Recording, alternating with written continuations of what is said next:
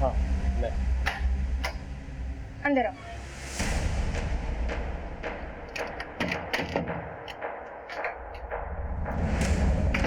तुम बैठो सागर, मैं तुम्हारे लिए ठंडा लेकर आती हूँ।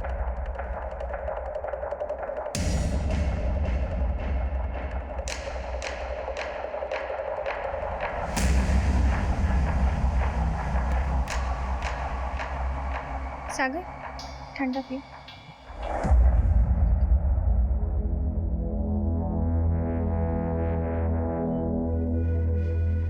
क्या हुआ? आज फिर कुछ काजू नहीं हो गए क्या?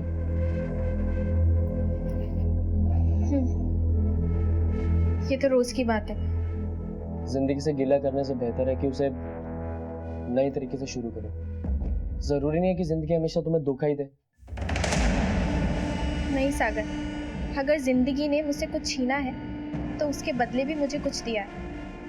ईशा मेरी बेटी, वही मेरे जीने का सहारा है। और पता है सागर, मुझे उम्मीद है कि एक दिन सब कुछ ठीक हो जाएगा। तुम ठंडा पियो।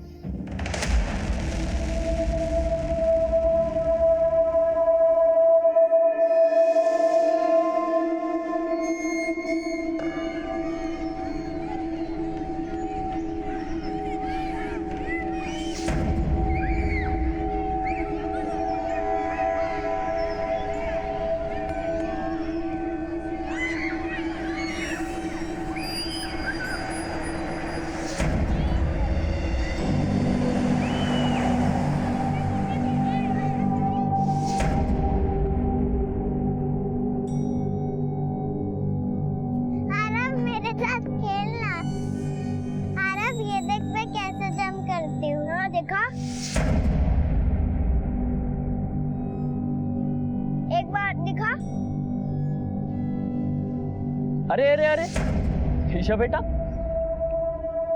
इतनी जोर से जंप करोगी तो चोट लग जाएगी। इतनी देर से खेल रही हो। मम्मी पापा कहाँ हैं? मार्केट गए हैं। तो तुम नहीं गई? मुझे मार्केट में अच्छा नहीं लगता। अच्छा, तो अब तुम दोनों और मस्ती नहीं करोगे, ओके?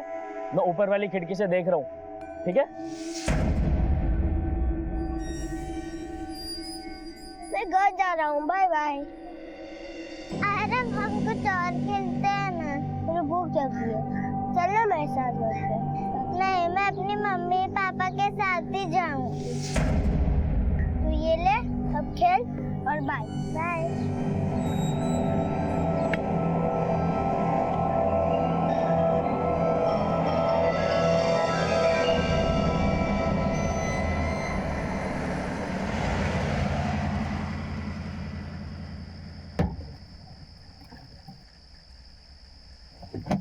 अच्छा सुनो भावेश, हाँ।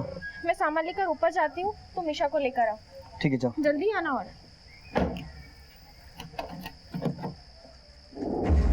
ईशा, ईशा, हाँ हाँ माँ, जस्ट अभी पहुँचे ही हैं, लिफ्ट में ही हूँ। ईशा बेटा, देखो पापा मम्मी आ गए। हाँ माँ, बाकी सब ठीक, बस बहुत थक गई आज। ईशा, ईशा बेटा, अल्पा, अल्पा। माँ मैं बाद में बात करती हूँ। जय श्री कृष्ण। अल्पा, ईशा घर पे आई क्या? नहीं तो, मैं अभी तो अंदर आई। मैंने गार्डन में बाहर देखा, कहीं भी नहीं दिख रही वो। नहीं दिख रही मतलब? अरे नहीं दिख रही मतलब कहीं नहीं दिख रही। अच्छा ठीक है, तुम आरव के यहाँ जाओ, मैं गुप्ता जी के यहाँ देख कर आती हूँ। जाओ।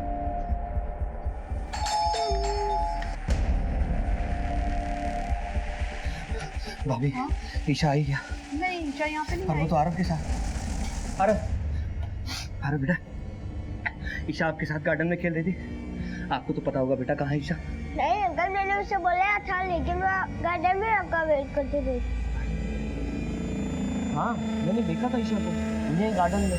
वो कदम काका के बेटे आरव के साथ खेल रही थी। इनफैक्ट मैंने उन दोनों से बात भी की है। कितने बजे सागर? यही कोई 7:30 बजे।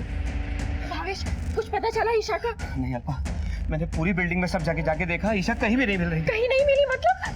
कहाँ गई होगी मेरी बच्ची? भावेश, मुझे बहुत डर लग रहा है। भावेश भाई, आपने सिक्योरिटी गार्ड से पूछा? अरे वो संतोष जी पता नहीं कहाँ जाके मर गया। अरे क्या हुआ भाई, इतनी रात को इतने लोग जमा यहाँ पे? डैडी, वो ईशा का कुछ पता नहीं लग रहा है। कुछ पता नहीं लग रहा है मतलब? अरे छोटी सी बच्ची है, यही कहीं होगी, कहीं खेल रही होगी। देखो जरा ध्यान से। सब जगह देखा, पूरी बिल्डिंग देखी, गार्डन देखा, कहीं नहीं मिला। क्या कर गए थे तुम? साहब मोटर चालू करने गया था। ईशा कहाँ है? ईशा भी तो गार्डन में खेल रही थी। मैंने बाद में नहीं देखा तो मुझे लगा घर चली गई होगी। भाविश, मेरा मन बहुत घबरा रहा है। कहाँ गई होगी मेरी बच्ची? देखो अल्पा, घबराओ नहीं। भावेश, ज्यादा वक्त गुजरा नहीं है। एक काम करो, पुलिस को फोन कर। पुलिस को फोन लगाओ जल्दी। अपने घर और अपने परिसर में हम अपने आप को सबसे ज्यादा सुरक्षित महसूस करते हैं, लेकिन अगर हमारे घर और हमारे परिसर से ही कोई अप्रिय घटना घट जाए तो वो हमारे विश्वास, हमारे भरोसे को नुकसान पहुंचाती है। और जब बात अपने छोटे बच्चों के गायब होने की हो तो माता पिता का हताश होना लाजमी है, और यही हुआ था ईशा के माता पिता के साथ। लेकिन संकट की इस घड़ी में सोसाइटी के सभी मेंबर्स एक हो गए थे और अपने अपने तरीके से ईशा की तलाश में जुट गए थे, पर आखिरकार हार कर उन्हें पुलिस को बुलाना पड़ा।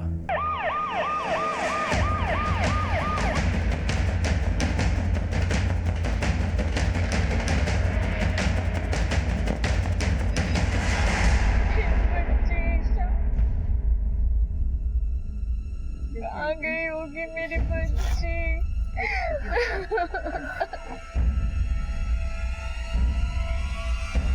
भावेश गांधी कौन है?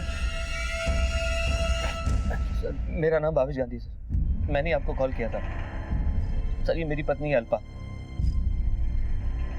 बेटी कब से गायब है और कहां से गायब है? सर यही सोसाइटी के गार्डन से। सर आज संडे है और हर हफ्ते की तरह हम लोग संडे को मार्केट जाते हैं। आज भी बस मार्केट के लिए निकले थे। ईशा जल्दी से तैयार हो जाओ, चल के हमें लेट हो रहा है। मुझे खेलना है। अरे बेटा, हम आज मार्केट जाएंगे, मार्केट में पानी पूरी खाएंगे। चलो चलो चलो। पापा मम्मी को कहो ना। प्लीज। बेटा जिद नहीं करते, चल चल। नहीं, मुझे अच्छा, सुनो। खेलना है। ओके सुनो, इसको यहाँ बच्चों के साथ खेलने दो, हम जल्दी होके आते हैं। अच्छा, अपना ध्यान रखना और यहीं खेलना। बाय पापा। बाय बाय मेरा बच्चा। बाय मम्मा। Bye bye. संतोष भैया, हम लोग मार्केट जा रहे हैं और ईशा ना बाहर गार्डन में खेल रही है। आप प्लीज जरा ध्यान रखिएगा, हम जल्दी आ रहे ठीक है, मैं हूँ यहाँ पर। हैं। जी ठीक है। ठीक देखना संतोष है। ठीक ठीक ठीक है। अब 10 देर मत लगाना, 10 मिनट में निकलना है। ठीक है बाबा। आप अक्सर उसे अकेला छोड़कर जाते? हाँ सर, मेरा मतलब है सर, हम इस सोसाइटी में 12-15 साल से रह रहे हैं। सभी लोग हमें अच्छी तरह जानते हैं। हमें कहीं बाहर जाना होता तो हम ईशा को पड़ोस में छोड़ के जाते हैं, यहाँ गार्डन में बच्चों के साथ खेलने के लिए। और ये पहली बार नहीं हुआ, हम ऐसा कई बार करते हैं। सर ईशा यही गार्डन में इधर उधर खेलती रहती थी या फिर किसी के घर होती थी, लेकिन आज सर वो कहीं पर भी नहीं है। आपने सोसाइटी में हर एक से पूछताछ की? सर मैंने पूरी सोसाइटी को अच्छे से चेक किया, ईशा कहीं नहीं मिली। सर पता नहीं मेरी बच्ची कहाँ गई होगी। सर प्लीज ढूंढिए उसे सर, देखिए, प्लीज। आप अपने आप को संभालिए, हम कोशिश कर रहे हैं। तो सिक्योरिटी गार्ड है? हाँ साहब। ड्यूटी पर थे उस वक्त? हाँ साहब। बच्ची को देखा था? हाँ, ईशा गार्डन में खेल रही थी। मैं बस कुछ देर के लिए मोटर चालू करने गया था, उसके बाद नहीं देखा साहब। ये सीसीटीवी चल रहे हैं या शो पीस है? नहीं सर, सारे कैमरास वर्किंग हैं। हमारे मैंने बैकअप लेके हार्ड ड्राइव अपडेट कर देते हैं। आप चाहो तो सोसाइटी ऑफिस चल के फोटो चेक कर सकते हैं। चेक करेंगे। देखिए मिस्टर भावेश, अगर आपकी बच्ची को किडनैप किया है तो आपको फिरौती के लिए कॉल जरूर आएगा, और अगर ऐसा कोई भी कॉल आता है तो सबसे पहले आप हमें कांटेक्ट करेंगे, समझे?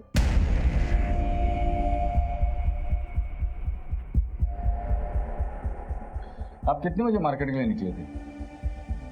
सर तकरीबन 6 बजे के आसपास। 6 बजे के बाद की फुटेज दिखाओ। Okay sir. स्टॉप करो ये वाला। ये आपकी बेटी है? सर ये मेरी बेटी ईशा है सर। इस बच्चे के साथ खेल रही है? सर ये आरव है, इसी सोसाइटी का बच्चा।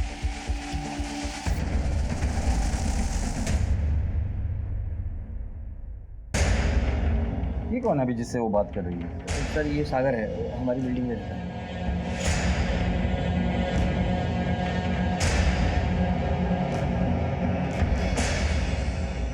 7:35 को ईशा वहां से चली गई। 7:40 को तुम्हारा वॉचमैन उसके पीछे चला गया।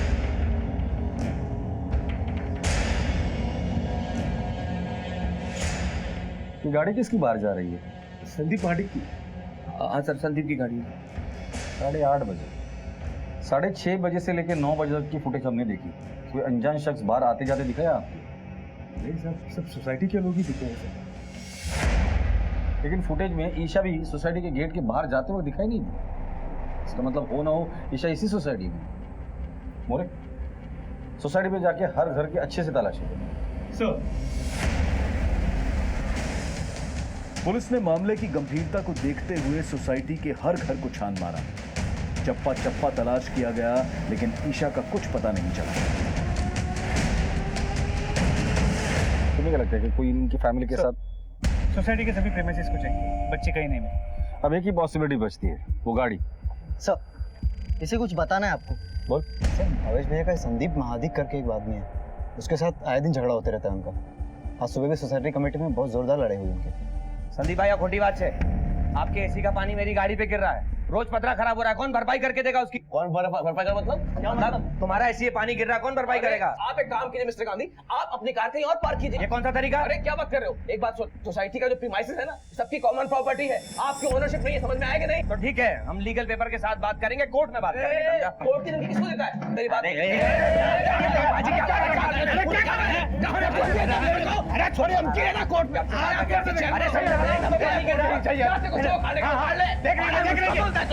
कर रहे हैं? फ्लैट नंबर क्या है उसका? सर 802। संदीप का है? वो तो बाहर गए हैं, कहाँ? पुणे, क्यों? किसी काम से। अभी थोड़ी देर पहले तक तो यहीं पर थे।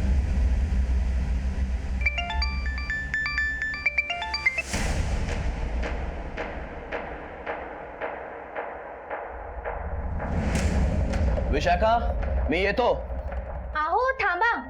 क्या हुआ? अचानक से कहाँ जा रहे हैं? खाना खाते जाते? विशाखा, तेरे को कितनी बार समझाया, बाहर जाते समय पीछे से टोकने का नहीं। अच्छा सुन, मैं पुणे जा रहा है, अर्जेंट काम है, काम होते ही वापस आ जाऊंगा, तू दरवाजा बंद कर ले।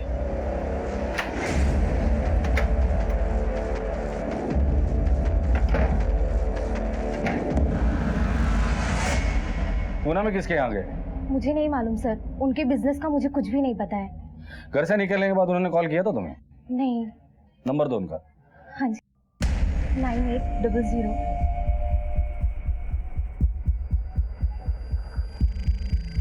सर, नंबर स्विच ऑफ है। अगर उनका फोन आता है तो तुरंत हमें कांटेक्ट करने के लिए बोल देना। जी सर। लड़की 8 और 9 के बीच गायब हुई है और संदीप 8:30 बजे अपने घर से पूना के लिए निकला था। अब दो पॉसिबिलिटीज बनती है, लड़की या तो इसी कॉम्प्लेक्स में या फिर संदीप के पास है। लेकिन सर, सिर्फ गाड़ी पे एसी का पानी गिरने के झगड़े की वजह से कोई इतना बड़ा कदम क्यों उठाए? फिर उसका फोन क्यों स्विच ऑफ है? उसका पूना के लिए निकलना और फोन स्विच ऑफ होना ये कोइंसिडेंस नहीं हो सकता। सर, जिस तरह की फेंसिंग है, यहाँ से बच्ची को उठाकर बाहर ले जाना मुश्किल है। घर की तलाशी कहाँ तक पहुंची? बस सर, 2-3 घर ही बचे। ठीक है मोरे, सिक्योरिटी गार्ड से अकेले में बात करो, हो सकता है कि संदीप के अलावा भी कोई एंगल हो इस केस में। सर साहब, मैं अपने माँ बापू की कसम खा के कहता हूँ साहब, मैं उस बच्ची के बारे में कुछ भी नहीं जानता हूँ। देख संतोष, एक बच्चे किडनैप, वो भी जब तू ड्यूटी पर। पहले बच्ची विंग में जाती है और उसके पीछे तू जाता है, और फिर बच्ची किडनैप हो जाती है। ऐसी हालत में तुझ पे शक कैसे ना करे? बता कहाँ गया था? साहब, गरीब आदमी हूँ साहब, मैं ऐसा क्यों करूँगा? तुम्हें उनके परिवार के बारे में कुछ ऐसी चीज़ नोटिस की है जो तुम्हें अजीब लगी हो? साहब, वो सागर साहब अल्पा मैडम के आगे पीछे घूमते रहते हैं, हमेशा घूरते रहते हैं, और ईशा बिटिया से कभी कभी आते आते बात भी करते हैं। हाँ सर, मैं आता जाता रहता हूँ अल्पा के घर पे। पूरी सोसाइटी में तुम सिर्फ अल्पा से बात करते हो और ईशा को ही चॉकलेट देते हो, खास वजह? वो दरअसल अल्पा मेरी अच्छी दोस्त है, लेकिन भावेश के बर्ताव से वो दुखी रहती है सर। तो तुम उसे कंधा देने का काम करते हो? नहीं सर, बस बात कर लेता हूँ। सिर्फ बात करते हो या कुछ और भी है? ईशा को कहाँ गायब किया तुमने? नहीं सर, मैं भला ईशा को क्यों गायब करूँगा? मेरे और अल्पा के बीच में ऐसा कुछ नहीं है, मैं उस टाइप का लड़का नहीं हूँ सर। तुम किस टाइप के लड़के हो इसका पता तो हम लगा ही लेंगे, लेकिन जब तक ये केस सॉल्व नहीं होता तुम शहर छोड़ के कहीं नहीं जाओगे।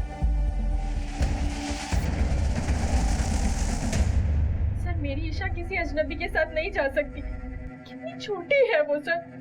सर, उसे ढूंढ के लाइए कहीं से भी, वरना मैं मर जाऊंगी। सर, मैं मर जाऊंगी। इन दिनों में आपने ऐसा कुछ नोटिस किया जो आपको अजीब लगा हो?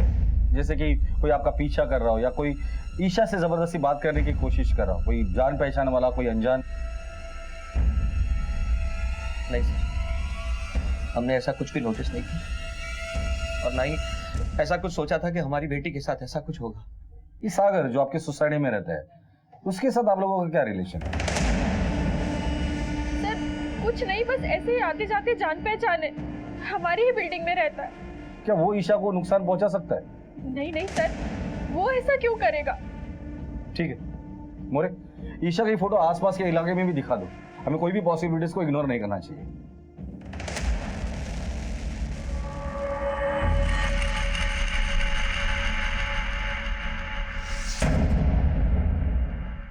सीसीटीवी फुटेज में ईशा सोसाइटी से बाहर जाते हुए नहीं दिखाई दे रही, लेकिन फिर भी पुलिस टीम हर मुमकिन संभावना की जांच कर रही थी। पड़ोसी, रिश्तेदार, सबकी कड़ी छानबीन की जा रही थी, लेकिन ईशा के बारे में कोई सुराग हाथ नहीं आया था और हर गुजरते पल के साथ ईशा की जिंदगी खतरे में होने का डर बढ़ता जा रहा था।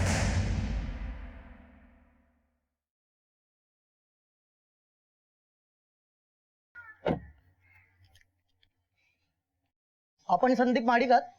हो साहब, संदीप माडिक मी आहेत। सर मेरी कंपनी पुणे में पिछले काफ़ी सालों से ज़मीन खरीदना चाह रही थी, पैसे भी तैयार थे सर। कल शाम को मेरे बिजनेस पार्टनर का फ़ोन आया और बस मैंने पैसे का बैग उठाया और तुरंत पुणे के लिए रवाना हो गया। वो डील भी फाइनल होगी सर, और पेमेंट करके बस रातों रात में अभी पहुंचा हूँ मुंबई। सुबह तुम्हारा भावेश के साथ झगड़ा हो जाता है, उसी शाम भावेश की बेटी ईशा गायब हो जाती है, उसी शाम तुम्हें तुम्हारा बिजनेस पार्टनर का फोन आता है, तुम पुणे चले जाते हो। एक दिन में इतने सारे कोइंसिडेंस, थोड़ा अजीब नहीं लगता? वो सब मैं नहीं जानता सर, लेकिन मैं जो कुछ भी कह रहा हूँ बिल्कुल सच कह रहा हूँ सर। आप चाहिए तो मेरे बिजनेस पार्टनर से पूछ सकते हैं सर, मैं उनकी डिटेल्स देने को तैयार हूँ सर। वो तो डिटेल्स हम लेंगे ही और वेरीफाई भी करेंगे। सर आप समझते क्यों नहीं? सोसाइटी की छोटी मोटे झगड़े की वजह से ऐसा घिनौना काम मैं थोड़ा ही करूँगा। छोटे छोटे झगड़ों की वजह से बड़े बड़े जुर्म होते हुए हमने देखे हैं।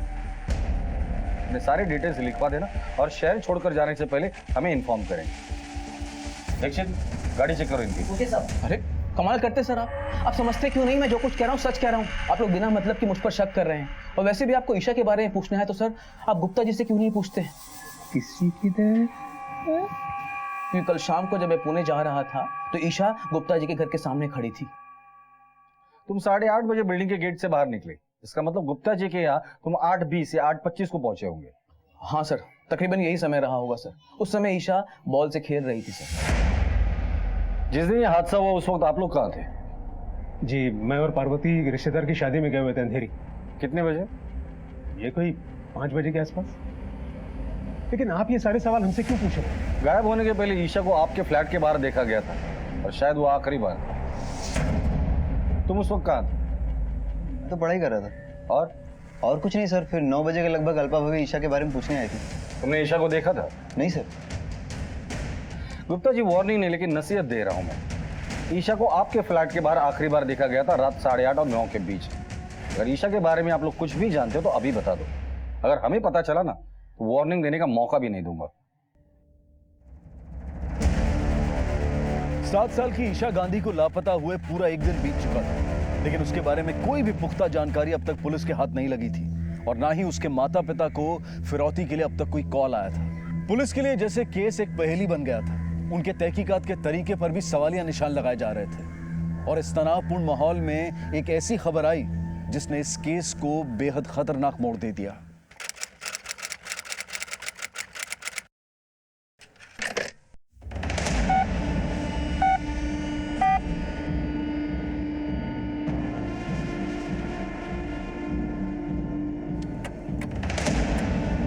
बोरीवली के जंगल में एक जली हुई लाश मिली है।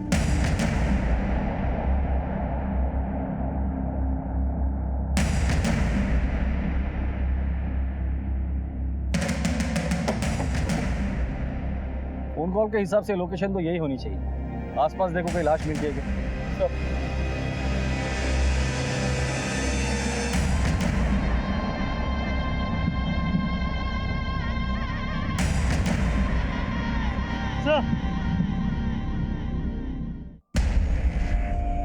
लाश तो बुरी तरह से जल चुकी। सर ये देखिए, कपड़े भी जलाने की कोशिश की है लेकिन पूरी तरह जले नहीं है। कपड़े और बॉडी को देखकर लगता ही है किसी बच्चे की लाश है। तो कहीं ये लाश ईशा की तो नहीं? हो सकता है। बॉडी को पोस्टमार्टम के लिए भेज दो और जो भी एविडेंसेस यहाँ मिलता है फॉरेंसिक में भेज दो। कपड़े ईशा के माँ बाप को दिखाकर इसकी शिनाख्त करवाएं।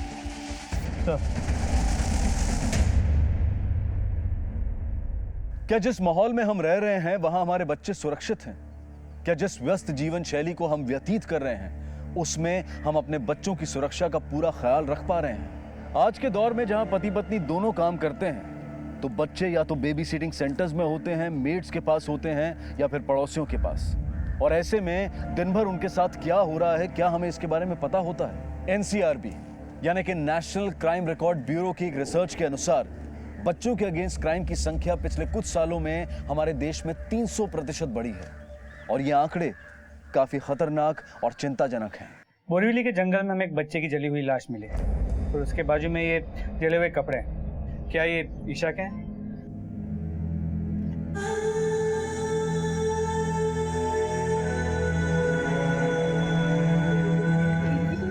ईशा की ईशा की ईशा मेरे बच्चे ईशा मामे मेरे बच्चे मैं इसे फोरेंसिक को भेजना हूँ।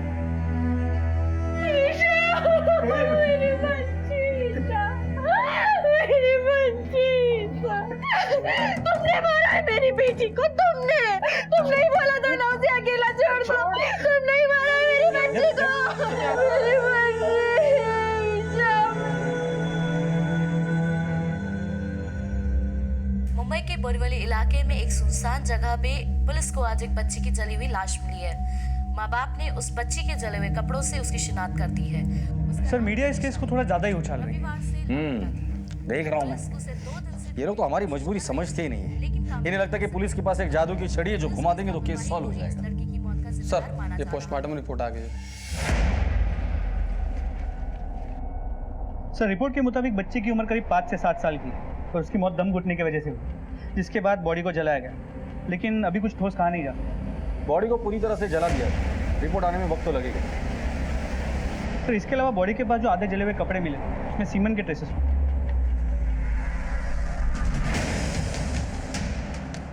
इसका मतलब बच्ची के साथ सेक्सुअल असॉल्ट हुआ है या तो रेप की कोशिश हुई।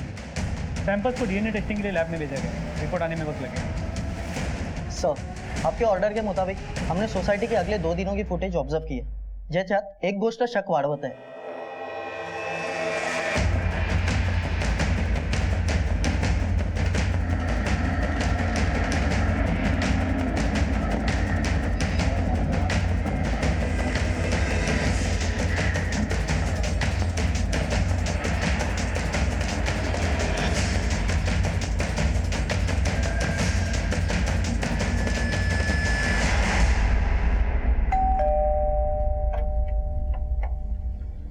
तेरे से कुछ बात करनी है, पुलिस स्टेशन चल।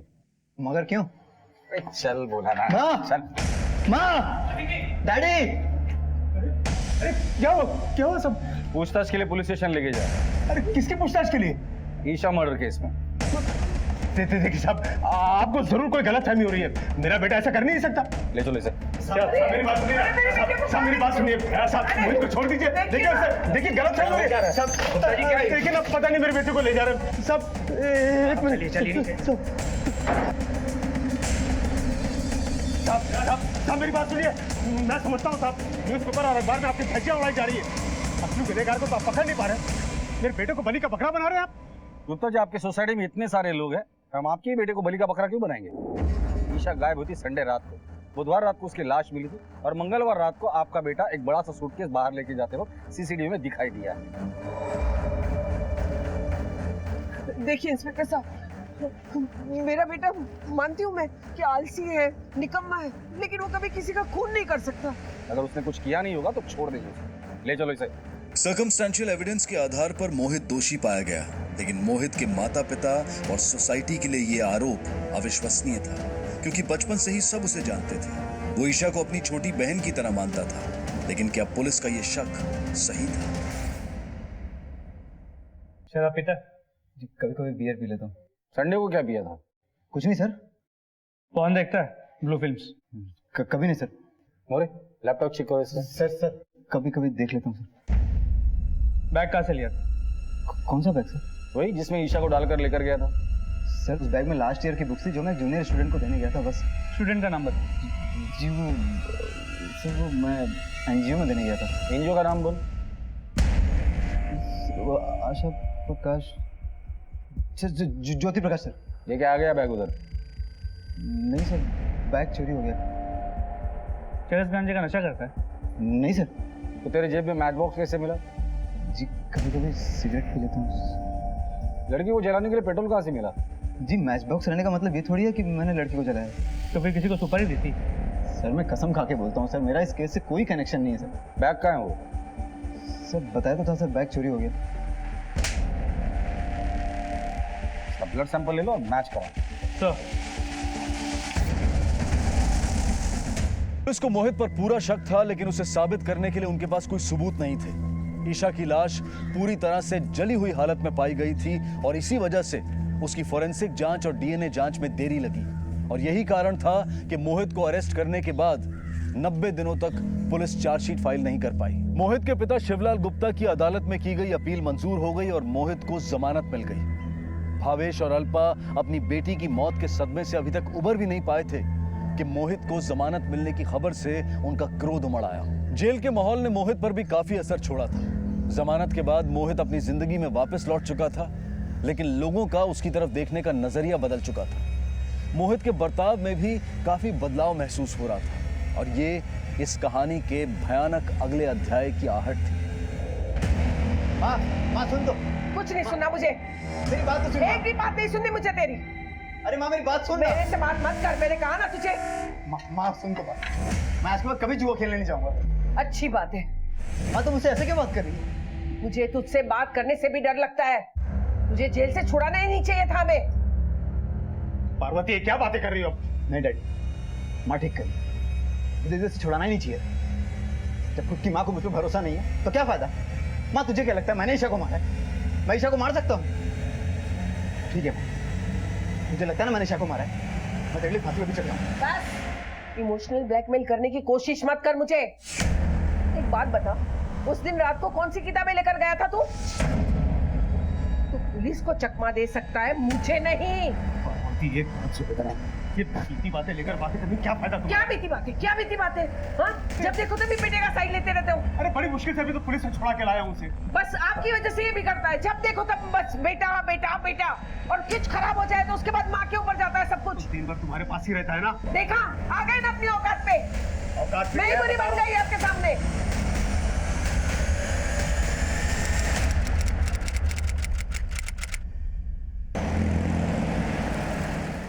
पार्वती, अरे कहाँ हो?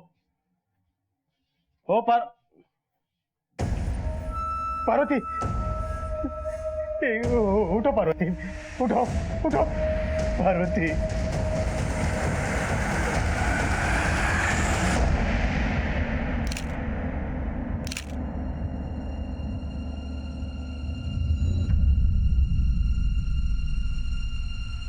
गुप्ता जी के मुताबिक उनकी बीवी के हाथ में 2 सोने के कंगन थे जो गायब है और कबर से करीब 5 से 6 हजार रुपए भी गायब है।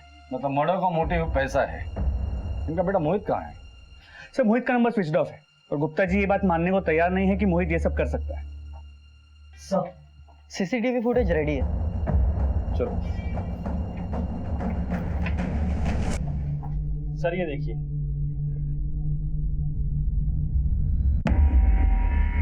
जूम कर। मोरे देखो, हमारा शक सही निकला।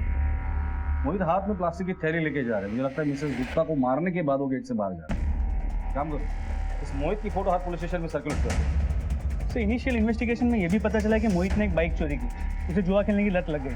पैसे कमाने का भूत सवार। पिछले कुछ दिनों में उसने जुए में काफी पैसे जीते भी थे। शहर के जितने भी जुए के अड्डे हैं सब चेक करो। और इस मोहित ने कंगन चोरी की है, मतलब वो बेचेगा जरूर। आसपास के एरिया में जितने भी ज्वेलरी शॉप है वहां जाके पता करो। सर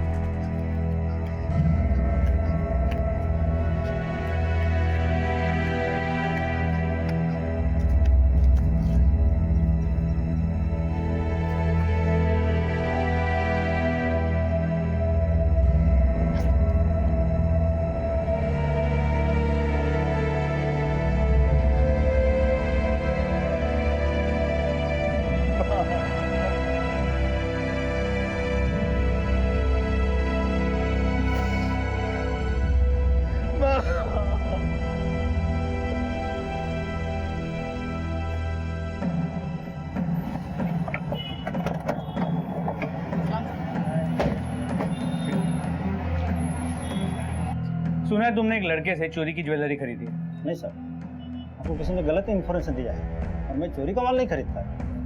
तुम लोग बिना मार खाए सच नहीं बोलते हो ना? दीक्षित घेऊन चलेला।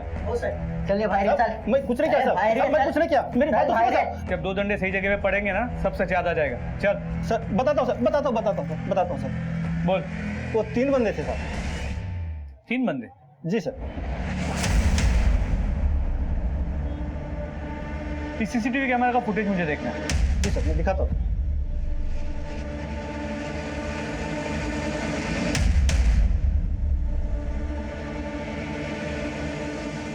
एक मिनट पॉज करो।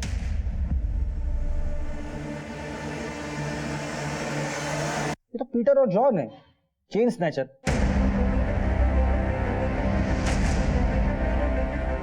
मोहित का इन चेन स्नैचर से क्या कनेक्शन हो सकता है? ये पीटर और जॉन पिछले महीने तक जेल में थे, शायद इनकी मुलाकात वहीं पर हुई है। मोहित मुजरिम है, वो फरार हो सकता है, लेकिन ये पीटर और जॉन है। एक काम करो, पीटर और जॉन के अड्डा का पता करो और इनके पीछे इन्फॉर्मर लगा दो। कल शाम तक ये दोनों मुझे मेरी कस्टडी में चाहिए। ओ सर। पुलिस को अब यकीन हो चुका था कि मोहित ने ही पहले ईशा और फिर अपनी मां का कत्ल किया है और अब वो शहर छोड़कर भागने की फिराक में है। पीटर और जॉन दोनों नामी गुनहगार थे और पुलिस को उनके बारे में जानकारी जुटाने में ज्यादा वक्त नहीं लगा।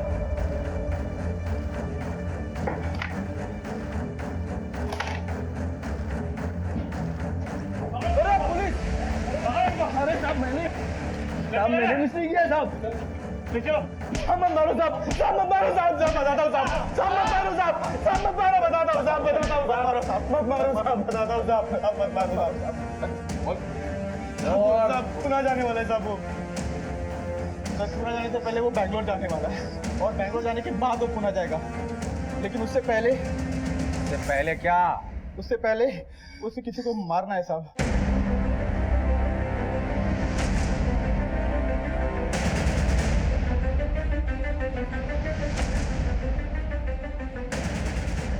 सोसाइटी में सबको अलर्ट कर दो और एक कांस्टेबल सिविल ड्रेस में 24 घंटे वहां लगा दो।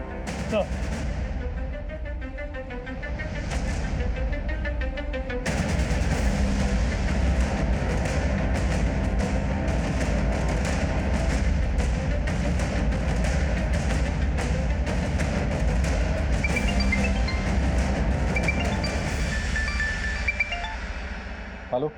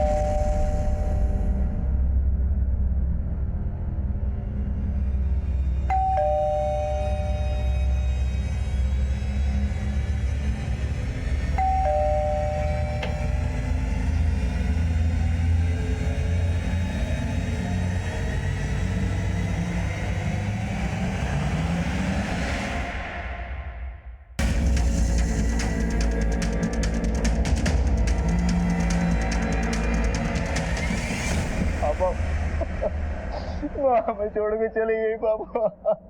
इतना प्यार करता था फिर उसे मारा क्यों? मैं अपनी माँ को कैसे मार सकता हूँ? घर छोड़कर भागा क्यों? उन भी यहाँ पर छोड़कर गया। माँ पर तुझे तरस भी नहीं आया? उस बच्ची को मारते हुए तुझे शर्म नहीं आई? सच कहती थी तेरी माँ, मेरे लाड़ पे आने सब बिगाड़ दिया। अगर आज उसकी बात सुनता ना, वो जिंदा होती और तू घर के बाहर।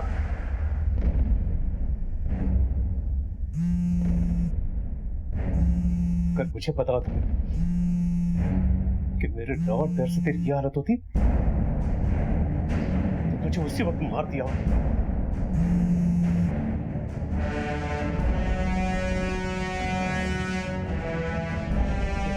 क्या कर रहा है? पागल हो गया तू? क्या कर रहा है तू? अरे पागल हो गया? तो आपकी किस्मत अच्छी थी जो आप बच गए, वरना माँ के साथ भेजने का प्लान बनाया था मैंने। कोई बात नहीं, आपकी किस्मत बदल देते हैं।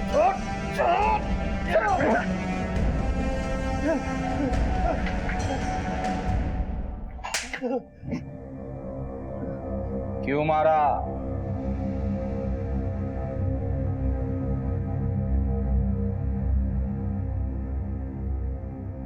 मैं जुए में बहुत पैसे हार चुका था, बर्बाद हो चुका था मैं। मुझे पैसे चाहिए थे, बहुत डिस्टर्ब था। मैं टेरिस पे गया, फिर मैंने टेरिस पे दिव्या और अमन को देखा। वो रोमांस करने में लगे हुए थे। वो देख के और डिस्टर्ब होने लगा मैं। मेरे साथ कोई रोमांस ही नहीं करता, कोई लड़की मेरे पास ही नहीं आती, ना मुझसे दोस्ती करती। एक बार फेल क्या हो गया, कोई लड़की दोस्ती नहीं करती मुझसे। मैं और ज्यादा फ्रस्ट्रेट होने लगा। फिर मैंने फ्लैट के सामने ईशा को खेलते हुए देखा।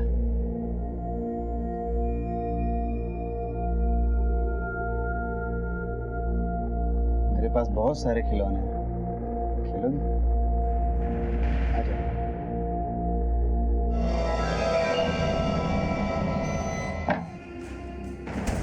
तभी दरवाजे की घंटी बजी। मैं घबरा गया। उसकी चिल्लाहट बंद करने के लिए मैंने तकिया उठाया, उसके मुंह पे वो बंद कर दिया। पता ही नहीं चला उसकी चिल्लाहट कब बंद हुई। मैंने तकिया उठाया, मैंने देखा उसकी सांसें नहीं चल रही। मैं घबरा गया। मुझे लगा अब क्या होगा, अब मैं क्या करूंगा। फिर मैंने एक बैग में उसकी लाश को भर के किसी को खबर नहीं। मौका देखते ही वो बैग को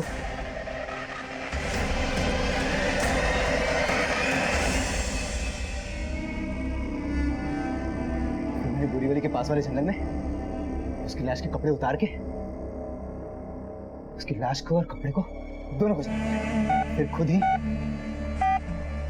पीसीओ से पुलिस कंट्रोल रूम में फोन करके सब कुछ इन्फॉर्म कर दिया। अपनी माँ को क्यों मारा तूने?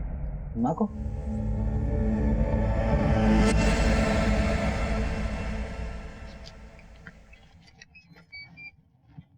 आप ऐसे चाहिए? पहले अपना गुनाह कबूल कर क्या?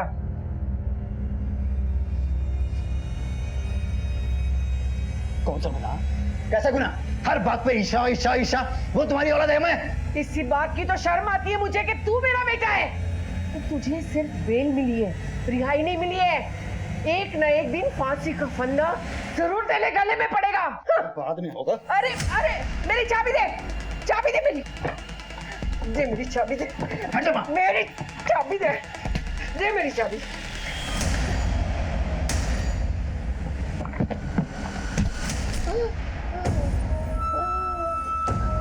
माँ माँ माँ माँ उठ माँ।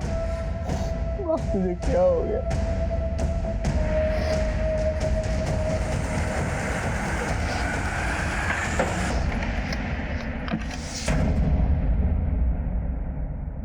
माँ ऐसी होती है क्या?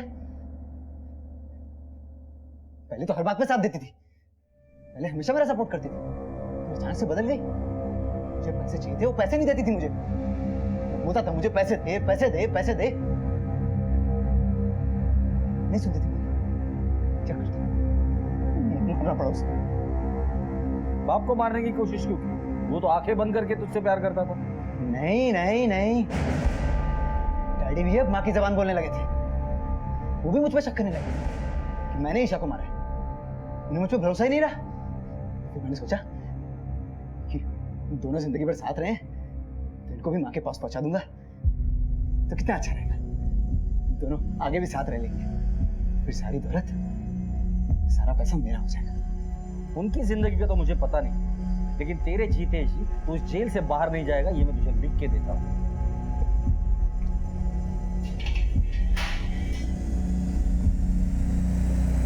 अदालत ने मोहित को ईशा गांधी को अगवा करने, उसे सेक्सुअली मोलेस्ट करने और कत्ल करने के इल्जाम में कुल मिलाकर 46 साल की सजा सुनाई है। मोहित पर अपनी मां के कत्ल करने का मुकदमा अब भी कोर्ट में चल रहा है। शायद किसी ने भी नहीं सोचा था कि मैकेनिकल इंजीनियर के सुनहरे सपने वाला मोहित हमेशा के लिए जेल की सलाखों के पीछे लुप्त हो जाएगा। अपने बच्चों की गतिविधियों पर नजर रखें, उन्हें सही और गलत के बीच का अंतर बताएं, उनसे खुलकर बात करें। इस बात का ध्यान रखें कि लाड प्यार और लापरवाही से की गई अनदेखी कहीं उनकी बर्बादी की वजह न बन जाए। इसी विचार के साथ अब मैं अनूप सोनी आपसे विदा लेता हूं। फिर मुलाकात होगी अगले एपिसोड में एक और चौंका देने वाले केस के साथ। तब तक अपना और अपने परिवार का ख्याल रखें और देखते रहें क्राइम पेट्रोल सिटी क्राइम्स। सबक एक को सीख हम सबको।